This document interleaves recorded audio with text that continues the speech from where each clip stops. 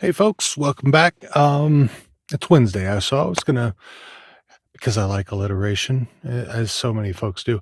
I think I was gonna do a work in progress Wednesday. So, um, it's actually just getting in progress right now. So, what I'm gonna do is an audition for something that I found on Casting Call Club, and I thought I'd show you kind of how I go through my recordings and what how I handle my process from there. So hang with me for a sec and we'll get going. So, as you can see, I've got this script up from Casting Call Club for what's it called? The the kitten from wives to wormholes. So we'll see what this is. Um, I'm looking at Koro of Kazlan, ruthless arms dealer and criminal who seeks revenge against the Orbinus Alliance after that's a hard word to say, Orbinus. It's a weird word. Alliance after they subjected him to the gradual decay of his homeworld. He admittedly does not appear until later in the story, but plays a big role. Anyway, as far as the voice, they imagined him sounding like Harry Lime from The Third Man, played by Orson Welles. And if you've seen any of those old movies with Orson Welles, he talks with that, I can't remember, is it transatlantic accent, I think? Tell me if I'm wrong with that. So anyway, here's what I'm going to try to do. I want to have a nice talk with this old acquaintance first. Your men have us surrounded and trapped anyhow, defenseless at that. It's been too long, Kitty. You're as delightfully unsightly as ever. You probably want these, right? If I recall correctly, the last time I saw you, an antimatter charge nearly blew up my beautiful face when you hunted me with the Supremos. Ah, smuggler, arms dealer, mastermind. The man you shouldn't approach.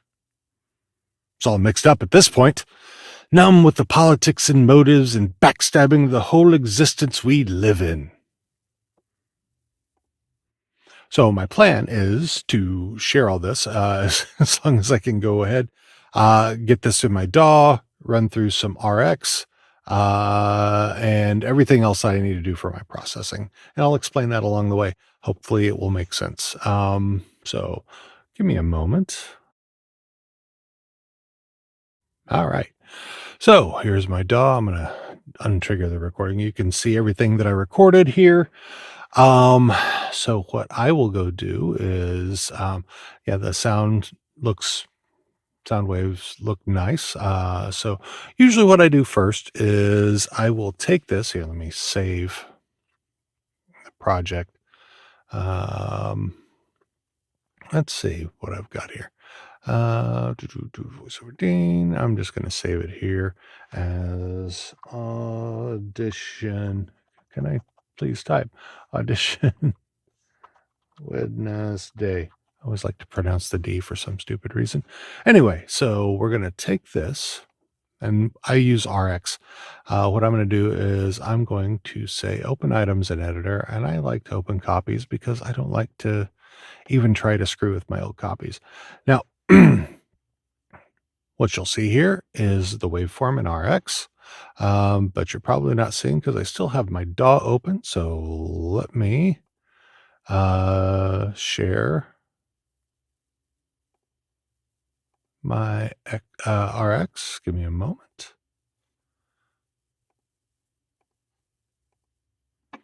All right, so here's my RX. I don't know if are you seeing all the other little side things? Maybe, maybe not. Anyway, here's my RX, and I like to use a lot of different little items from here.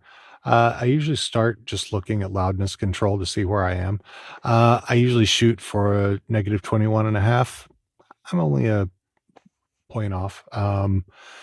But what I'll do first here,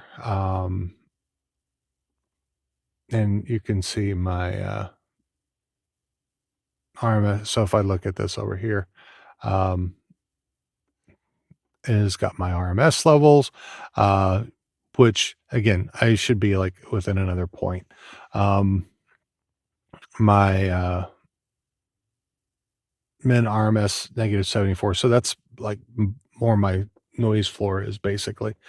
So anyway, first thing I'm going to do is I'm going to run mouth declick because I get some mouth noises. So I'm going to run through that real quick. I know this is not going to get rid of all of them.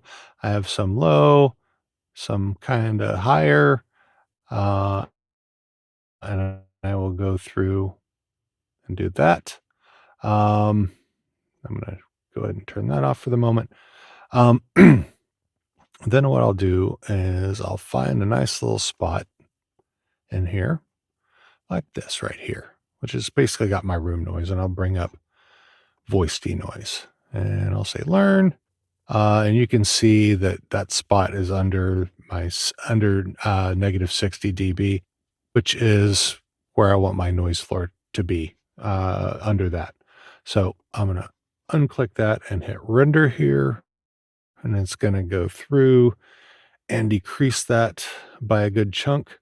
So now you'll see it's these spots are a lot darker, meaning here, if I bring this, where's my waveform statistics? I always do that. I close it without meaning to, or I put it in the wrong place. Anyway, so you can see that total RMS is negative 74. So we've cleaned that up a bit. So then what I usually do is I come through here and I go and edit out all the excess breaths. I don't know if this will play while I'm recording here. It doesn't look like it, but you can see this is a breath, right there. This may be a mouth click. A lot of these little spiky items here are mouth noises. And so I'll go through and I'll clean these up, and get out of it what I need. Once I do that, then I bring it back into my DAW.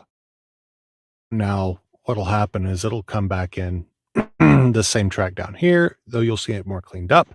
And at that point, what I do is I run it through my post editing chain, which is I got with the exception of WLM Post Mono, which is a Waves plugin. I use Neutron 4 for my equalizer and my compressor. Slight processing on either of them, and I render the file out at that point. So I just come up here, file, render, save it whatever I'm going to save it as, and it gets saved. And that's it. From there, I may go back in to bring it back into Izotope RX and convert it to an MP3 because I think, in my opinion, it does it cleaner, but I could be wrong. Anyway, I hope you got something out of that. And if you have a different process, I'd love to see it. Send me a link down in what you got, or just explain your process if you want. But this has been great. I hope you learned something. If you see me doing something wrong that I could be doing, I'm sure there's tons of things that I could do easier. I get like making copies of stuff I don't necessarily have to do, but helps my little anal retentive heart to feel better. So anyway, have a great day. See you next time.